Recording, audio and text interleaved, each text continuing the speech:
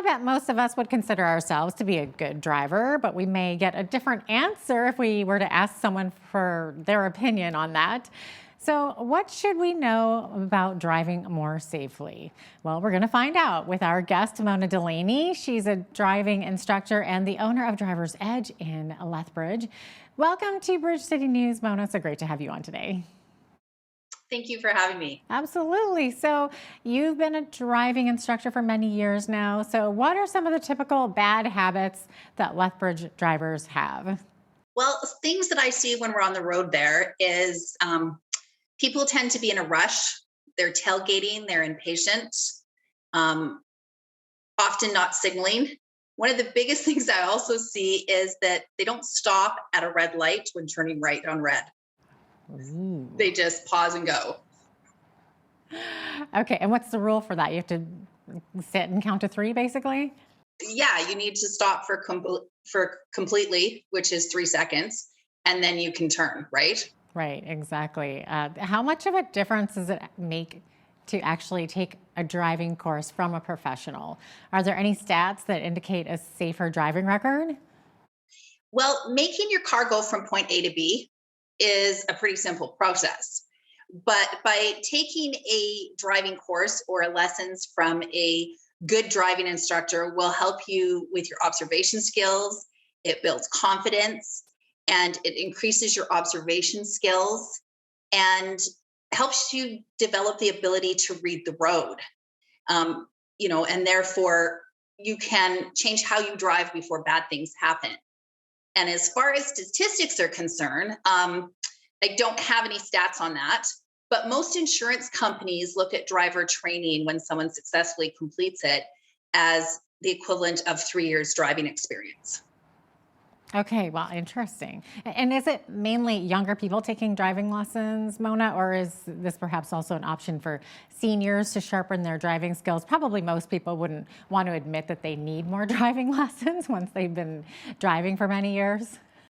Well, the majority of our clients are younger people. However, we have a lot of adult students as well as we actually do a lot of brush up lessons with seniors, especially when they have to retest when they turn 75.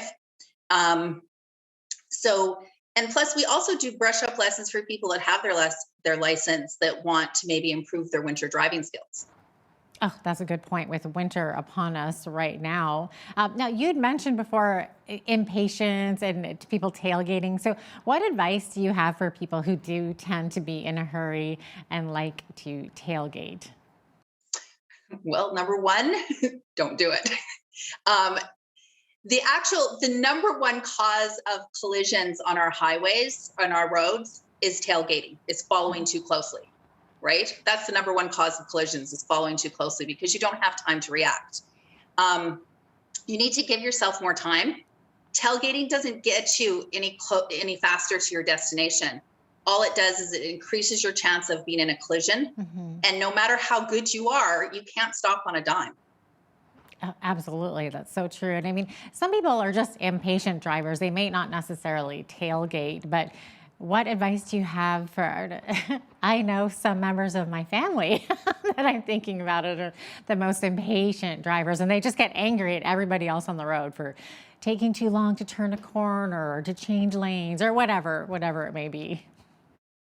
Well, I think it's like anything. We need to be kind and we need to understand that not everybody you share the road with is an experienced driver. Maybe it's somebody that's just got their license, or maybe it's somebody that's, a little anxious. Maybe they were recently in a collision and, to get back in the car is hard for them. Or maybe it's a senior that, is driving a bit slower to compensate for, you know, other things on the road. So, we just need to be kind. That's a really good point, and that's things that we don't often think about, right? Especially with the new drivers and stuff. So, what are the biggest safety concerns for driving in winter conditions? What should we watch out for?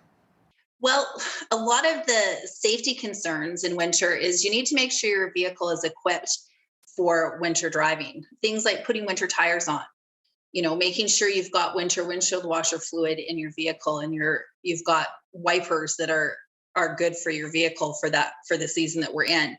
And make sure you clean your vehicle off. Scrape off all the windows. If you're going out of town, make sure you let someone know where you're going. Make sure that you tell them the route you're taking, when you expect to arrive. And, especially we haven't had any bad weather yet, but, when you're driving in poor visibility, even if it's daytime, put your headlights on so that other drivers can see you. And things to watch out for, well, make sure you're watching for weather and road conditions. Understand that other drivers might be going slower as they're nervous and might not be as skilled as you are. And not all vehicles have winter tires. So, it's going to take them longer to stop and they will more likely slide, right? And have a harder time getting going from a stop position. And also remember, bridges and overpasses will be way more slippery than the rest of the road when the temperature drops significantly, because there's no ground underneath it keeping it warm, and it does freeze up. And so you got to be really careful accelerating or braking over a bridge or an overpass. Yeah, exactly. You've touched on so many points that I was meaning to ask you about. So I know in Lethbridge we have some long, steep hills that see a lot of accidents, particularly in the winter. So are there any specific downhill driving tips there? Well, first of all, control your speed before you start going down that hill. Hard braking is going to result in you skidding out, which causes collisions, right? And the other thing that a lot of people don't realize, even when you're driving an automatic vehicle, you can still shift down into those lower gears that are on your gear shift. And by doing that, you're actually using the engine compression to slow your vehicle down without you having to brake. Wow. Now, probably a lot of people that drive automatics don't realize that they can do that. So, how do they learn how to do that? Should they just pull it up on a YouTube video, or what? What's the best advice for that? I suppose they can. They can always take a lesson by driver's edge. That's part of our winter driving, right?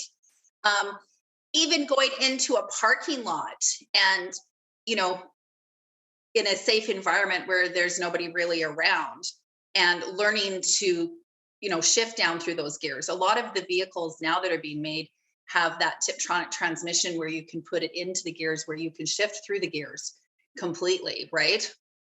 And it's a great way to slow your car down and when you're driving on really icy roads, so that you don't have to brake as hard and slide.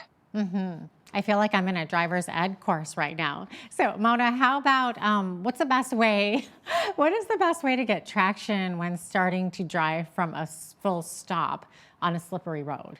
Sometimes we all see it happen. The tire spins, we don't go anywhere. Exactly. But the biggest thing is, don't gun it. Just really gentle pressure on your gas pedal, and understand it's going to take you longer to get going. And so make sure that vehicles are further away before you start to pull out than you normally would. hmm That's right. And you'd mentioned winter tires. So, how much of a difference do these winter tires make? Is it worth it to get them? Absolutely worth it to get them. Winter tires are made of a softer rubber compound, and they have superior traction in the winter compared to your regular all seasons, which really aren't made for winter at all, especially here. And you can really tell who has the winter tires and who doesn't, right? Um, the difference you have in the control when you're stopping and getting going is absolutely night and day. So it's totally worth it to get them. Okay. And then you'd also mentioned making sure that your windows are properly wiped off. I know I'm guilty of this, but sometimes people do drive with very poorly scraped windows, which makes it hard to see, obviously. So, are there any rules when it comes to scraping windows? I know, like I said, I'm guilty of that sometimes. You don't give yourself enough time and you don't want to. Yeah, exactly. But the thing is, you need to clean the snow off your windows, your roof, the hood of your car, the trunk of your car, your lights, your license plate.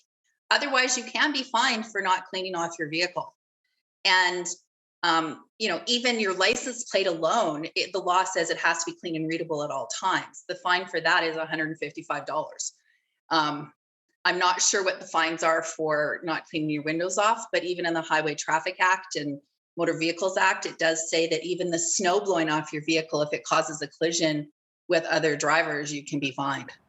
Oh, wow. See, and like this is stuff that it's so easy to forget about when you're a seasoned driver and you've been driving for many years. You just kind of get in your car and you go and you don't think about it. You'd also mentioned windshield washer fluid being topped up. I know, especially living here in Chinook territory where it's cold and it's warm, cold and warm. I mean, we're constantly seeing that snow melt and we're always using our windshield wiper fluids. And yeah, you're right. That makes a huge difference. Also, I guess when the wipers have ice on them, we need to make sure that the ice is all knocked off of them, I'm guessing. Absolutely. That should be part of your routine when you come out to clean your car off. Start your car, get your defrost on, and clean your car off properly. And then usually by then your car is warm enough for you to be driving it. And, if your windshield wiper is full of ice, you're not going to be able to use them properly to see out your window. Yeah, exactly. I guess it's all just giving yourself more time in the morning in the winter. It's just something we have to live with. Most people aren't aware of it. You can actually get a ticket if you don't have windshield washer fluid in your reservoir in your vehicle. Yeah, you're right. I didn't even know that. I guess how would they know except if your windows were completely muddy and it was pretty obvious. Exactly. Now, Mona, here in Lethbridge, we have a lot more roundabouts and traffic circles than we used to. So can you maybe remind people what the rules are on these? I know this is a personal pet peeve of mine. Okay, so first rule that you have to know is the vehicles on your left have the right of way. Okay, so that means when you're entering the circle, you have to yield to people already in the circle, because they're on your left. The second thing is you shouldn't be lane changing in a traffic circle. Whatever lane you enter in, you need to stay in it and exit out of it. And then the third rule that we teach is unless otherwise posted, drivers entering the traffic circle on the outside or the right lane should take the first exit. Now, an example is if you come up to the top of Whoop Up Drive and Mady Trail, there's that big traffic circle. That particular one is otherwise posted where that outside right lane can take the first or the second exit. And one of the other things that's really important is that drivers signal right to tell you that they're planning to exit. And you don't want to signal too soon. So when you pass the exit just before the one you want, you should signal. And it doesn't even hurt when you're entering the circle if you're not taking the first exit to signal left to let other drivers that are wanting to enter the circle know that you're continuing around the circle. Signaling is huge. It's communication. Absolutely.